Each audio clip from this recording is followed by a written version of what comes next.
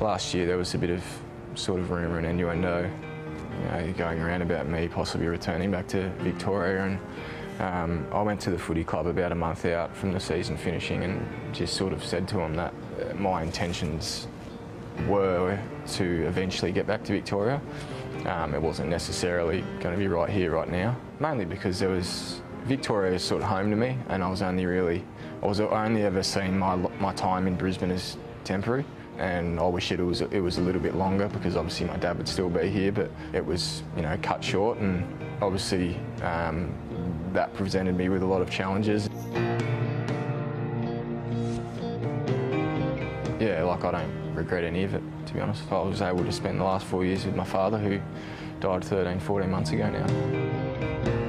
There was no club I was going to come back to other than Collingwood. A club I never really wanted to leave in the first place, but my family is more important than football, and they'll always come first, and I guess that's why I made the decision to first of all leave, and in the end that was the decision why I sort of came back.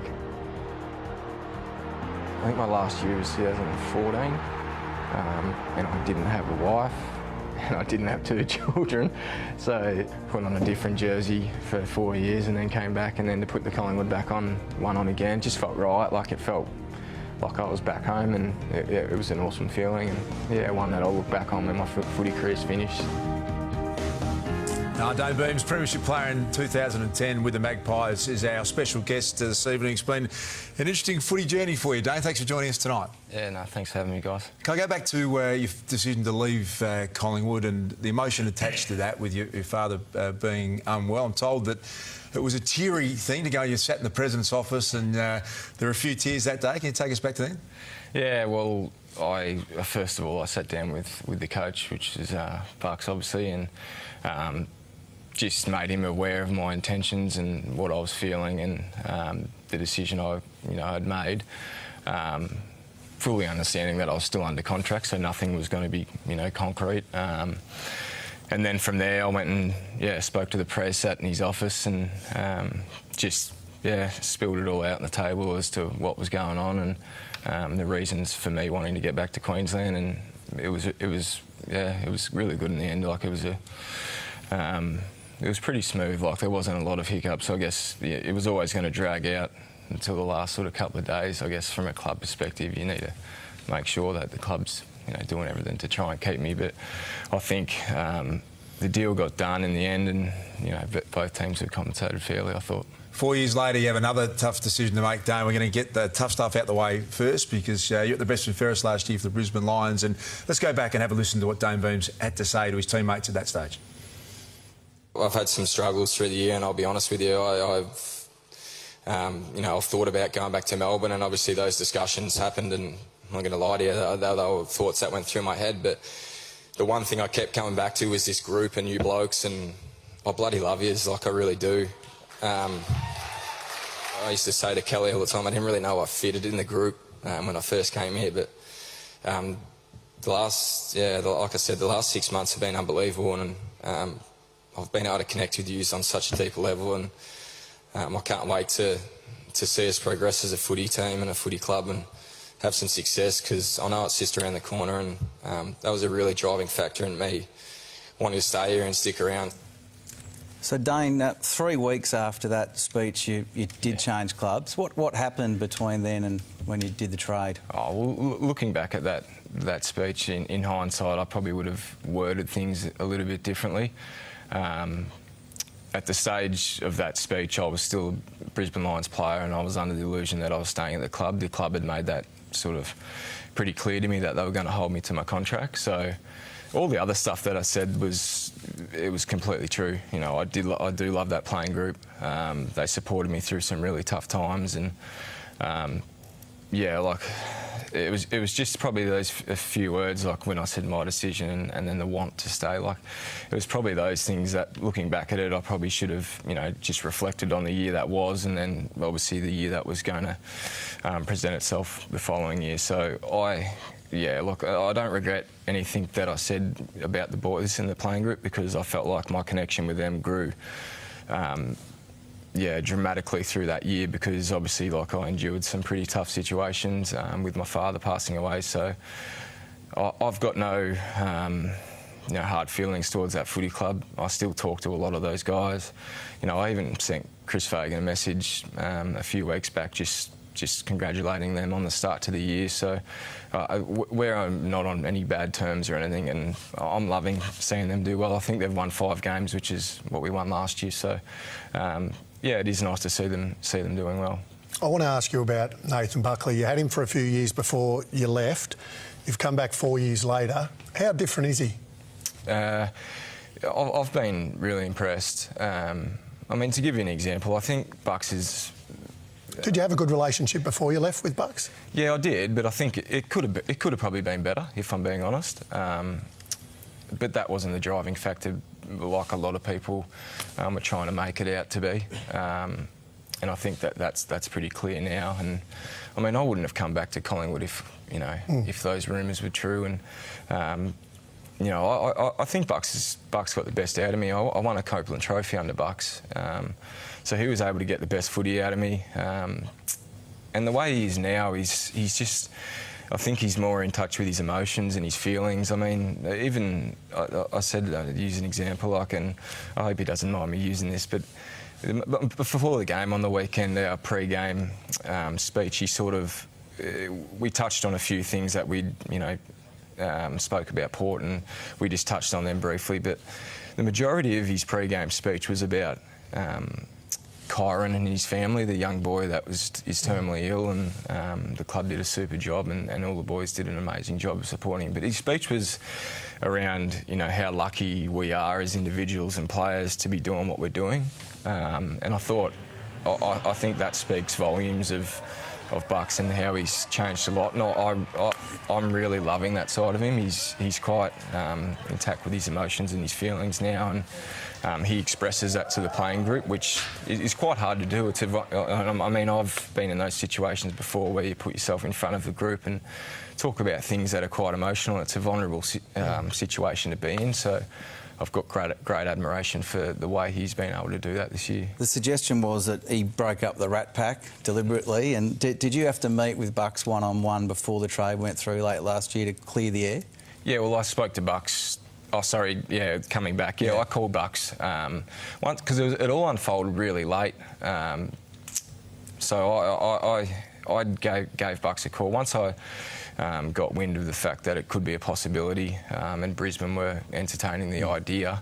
I contacted Bucks, and first of all, I just wanted to make sure that he wanted me back at the football club, which he assured me he did, and then from there we obviously sat down and had some conversations, firstly about my role in the side, and then just talked about life, kids. He was away on a holiday at that stage, so it was a really productive conversation. I feel like Bucks and I relationship's gotten a lot better, and it's more on a personal level now, not just a footy level. So it's got a really good balance, and I'm really enjoying playing under him. Talked about Bucks and your relationship with him and seeing him after having been away from the club for 4 years. What about Scott Pendlebury and his leadership? How has that changed in the time you've known Scott Pendlebury? How's he changed as a player? I think he's really driving the group a lot harder. I'm not sure what year he is into his captaincy tenure, but I think what I've noticed is he's a lot more vocal, and he really drives the group. If he sees something, he pulls it up. But he sets a strong foundation for our football club and the culture. He does things better than anyone. He's really diligent with everything that he does, and I think his game's actually gone to another level this year. I think last year he might have been struggling with a few things injury-wise from what I've heard and having spoken to him, and this year he's been able to move a lot freely, and he's had a fantastic start to the year. He's really leading us well. Hey, Dane, you strike me as someone who wears his emotions, on his sleeve, and it's been great to hear you talk so openly tonight. Is AFL footy a struggle for the current player? Because we seem to hear a lot of stories around it just is a tough business at the moment, maybe more so than the era that any of us played before. Is that a fair thing to say, or do you think it's as fun as it perhaps always was? There's always the element of fun to playing footy, and I think it's a byproduct of the environment that you're in as well. And I know Bucks has really tried to make that environment fun for us, and that we really enjoy our time when we come into the club. but he's also encouraged having a really good balance off the field. You know, there's a lot of guys at our club that have got young families, and he embraces that and wants us to spend time with them. And from a player's point of view, I guess my own point of view, it can get difficult at times, especially with social media the way it is now. You know, you've got people that can whack you from any direction, and really there's not a lot you can do about it. I mean, personally, I've actually started, if I, you know, cop something really nasty on social media, I actually have now started to message that person privately and actually just tell them how it can influence and almost educate them and how it can actually influence players and their mental state moving forward. And the reactions I get from those people are generally, I generally get an apology, really? Yeah. And a lot of the time they say it's, you know, heat of the moment, or they'd been drinking, or so. Yeah, I've sort of made it a thing for myself to call the really nasty ones out and actually just sort of say, listen, like that's not really that helpful, and this is how a lot of guys actually fall into having mental health issues, is because, you know, people like whoever it is, like yourself, are talking and saying nasty things. So I can cop the ones, you know, get a kick and all that sort of stuff, but it's when it starts to get real personal and it's a real personal attack, that's when I sort of try and pull it up. Onto the game on the weekend, came up against a good side in Port Adelaide, a lot of young kids. I want to ask you, they had a lot of young kids in good form. Did you guys speak about the fact that these kids have got a little bit of strut, quite confident young kids? Did you target them at all on Friday night? Was it spoken about? Oh, we spoke about it briefly. They're obviously playing some great footy, and they're a bit of a momentum side, so we wanted to make sure that their younger guys particularly didn't get a sniff early.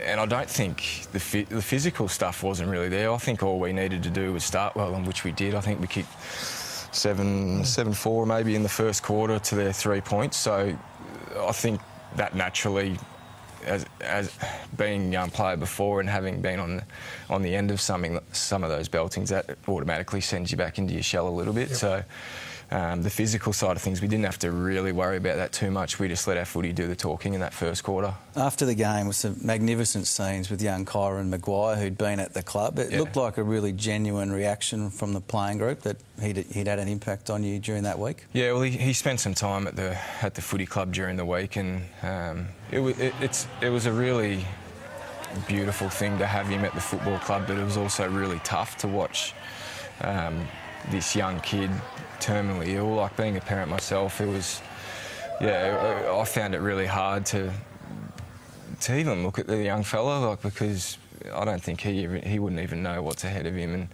But just looking at his parents and even his dad there when Ads Trelaw and Pendles, you know, got him on the shoulders and lifted him off the ground, and then just to see his dad tearing up, it actually nearly made me cry, like when I was walking down the race. So, he's a courageous young fella, and that family they were really, they really touched us as a playing group, and I think that showed the way the guys looked after him, and it was just a reinforcement that, you know, there's more to life than just football, and there's real life things like that going on in the world, and we're so fortunate to do what we do. Great stories. Great to tell some positive footy stories. Jackie Philgate's been following some questions from the Talking Footy family. Jack, what have you got for us tonight? Yeah, Dane, you've given us a remarkable insight tonight, and you're a very popular man amongst our viewers. Our first question tonight is from PM6. Was the Collingwood midfield in 2010 better than the midfield today? Good question. Yeah. I don't know. You're going to offend someone here. Lloydie says it's the best in history, the Collingwood. Yeah, it's. I'd say that I don't really want to sit on the fence. No. If we win a premiership this year, I'll say that this midfield's better. But that one won a premiership, so it's a bit hard to say that this one's better because obviously that one got the ultimate success. Yeah. But we're blending really well as a group. Obviously, I'm new into that group, so I'm still sort of trying to find my feet in there. But we've got a really good balance, and we've got some really good depth as well, which always helps. But there was some. Yeah, awesome players there. Pendles is still playing, obviously, and Steele's playing as well. So, Yeah, there was some fantastic and high-quality players in that 2010 midfield. Plenty to look forward to for Pies fans. Our next question is, other than the guys you were already mates with, who have you become good friends with this time around? Well, I'm still, you know, still Sidebottom's one of my best friends, so I'm still really close with him. Yeah, I've sort of grown a liking to guys like Brodie Grundy, who I didn't really know that well before I left. Mainly, you know, he wasn't him and Jared Witts were sort of sharing that number one ruck role at the time, so I've grown a little bit closer to him and had some really good chats with him. He's a deep thinker, Brodie. Quirky sort of a fellow, isn't he? He is, yeah. He's a bit left of centre, but he was really passionate about his footy, and you know, his performances obviously speak volumes of that. You're an on-baller, you've got to have a relationship with the ruckman. Yeah, you do. That's a good move, then. Hey, Dane, it's been a great pleasure to have you on Talking Footy. Good luck. Fantastic you're back in Melbourne enjoying your footy. Good luck for the rest of the year. Yeah, thanks for having me, guys.